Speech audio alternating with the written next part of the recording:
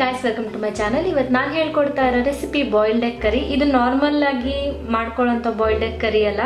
ಇದು ನಾರ್ತ್ ಇಂಡಿಯಾದಲ್ಲಿ ರೋಡ್ ಸೈಡಲ್ಲಿ ಮಾಡ್ತಾ ಇರ್ತಾರೆ ಈ ಕರಿನ. ತುಂಬ ಫೇಮಸ್ ಆ ಕಡೆ ಇದು.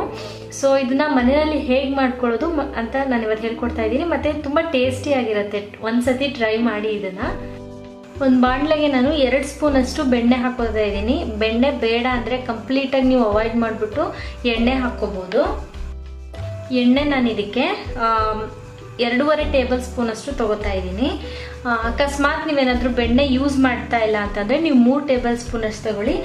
ನಾನು ಇದರಲ್ಲಿ 6 ಮೊಟ್ಟೆಗೆ ನಾನು ಎಷ್ಟು ಬೇಕಷ್ಟು ಮಾಡ್ಕೋತಾ ಇರೋದು. ನೋಡಿ, ಎಣ್ಣೆ ಒಂದ್ಸತಿ ಚೆನ್ನಾಗಿ ಕಾದ್ಮೇಲೆ ಇದಕ್ಕೆ ನಾನು 2 ಈರುಳ್ಳಿ ತೊಗೊಂಡಿದ್ದೀನಿ. ಸಣ್ಣದಾಗಿ ಕಟ್ ಮಾಡ್ಕೊಂಡ್ಬಿಟ್ಟು ಅದನ್ನು ಹಾಕ್ಕೊಳ್ಳಿ. ಮತ್ತು ಒಂದು ಹಸಿರು ಮೆಣಸಿನ್ಕಾಯಿ ತೊಗೊಂಡಿದ್ದೀನಿ. ನಾನು ಖಾರದ ಪುಡಿನೂ ಹಾಕ್ಕೋತೀನಿ, ಅದಕ್ಕೋಸ್ಕರ ಹಸಿರು ಮೆಣಸಿನ್ಕಾಯಿನ ಒಂದೇ ತೊಗೊಂಡಿರೋದು.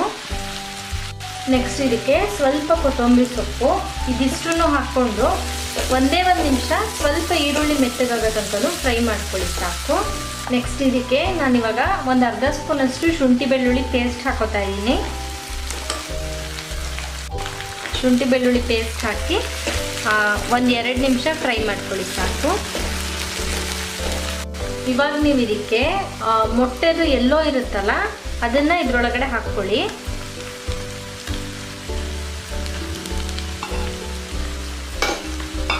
ಹಾಕ್ಕೊಂಡು ಇದನ್ನು ಚೆನ್ನಾಗಿ ಸ್ಮ್ಯಾಶ್ ಮಾಡ್ಕೊಳ್ಳಿ. ನೀವು ಸ್ಮ್ಯಾಶರಲ್ಲಾದರೂ ಮಾಡ್ಕೋಬೋದು ಅಥವಾ ಹೀಗಾದರೂ ಮಾಡ್ಕೋಬೋದು. ಚೆನ್ನಾಗಿ ಸ್ಮ್ಯಾಶ್ ಮಾಡ್ಕೊಳ್ಳಿ.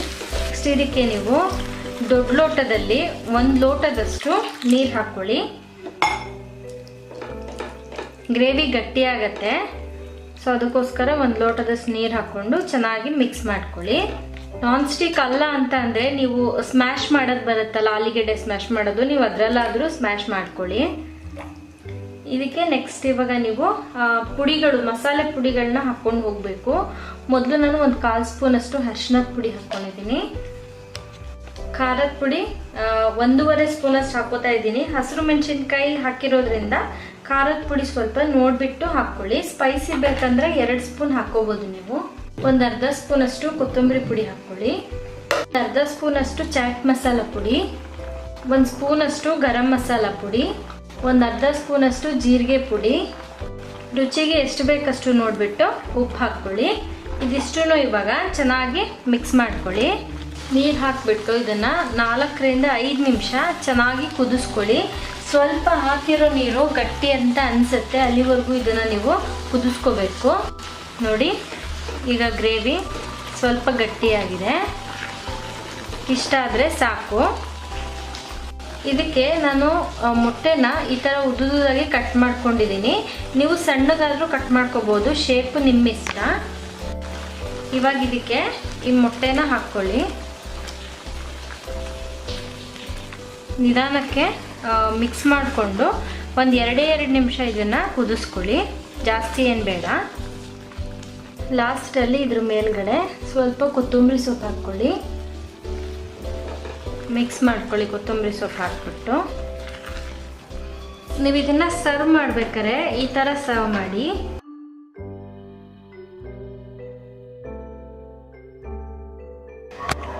ನೆಕ್ಸ್ಟ್ ಇದ್ರ ಮೇಲೆ ಪನ್ನೀರ್ ಅಥವಾ ಚೀಸ್ ನಿಮ್ಮ ಚಾಯ್ಸಿಂದು ಯಾವುದಾದ್ರೂ ಒಂದನ್ನು ನೀವು ಈ ಥರ ಸ್ಪ್ರೆಡ್ ಮಾಡ್ಕೊಳ್ಳಿ. ಮೇಲ್ಗಡೆ ಸ್ವಲ್ಪ ಕೊತ್ತಂಬರಿ ಸೊಪ್ಪು ಹಾಕ್ಕೊಳ್ಳಿ. ಸಿಂಪಲ್ ಆಗಿ ಮಾಡೋವಂಥ ಬಾಯ್ಲ್ಡ್ ಎಗ್ ಕರಿ ನೋಡಿ ಇವಾಗ ರೆಡಿ ಇದೆ. ಚಪಾತಿಗೆ, ದೋಸೆಗೆ ಮತ್ತು ಪೂರಿಗೆ ತುಂಬಾ ಒಳ್ಳೆ ಕಾಂಬಿನೇಷನ್ ಇದು. ಮನೆಯಲ್ಲಿ ಟ್ರೈ ಮಾಡಿ, ಖಂಡಿತವಾಗ್ಲೂ ಒಂದ್ಸರಿ ಟ್ರೈ ಮಾಡಿ. ಹೇಗಿತ್ತು ಅಂದ್ಬಿಟ್ಟು ಕಮೆಂಟ್ ಸೆಕ್ಷನಲ್ಲಿ ಕಮೆಂಟ್ ಹಾಕಿ.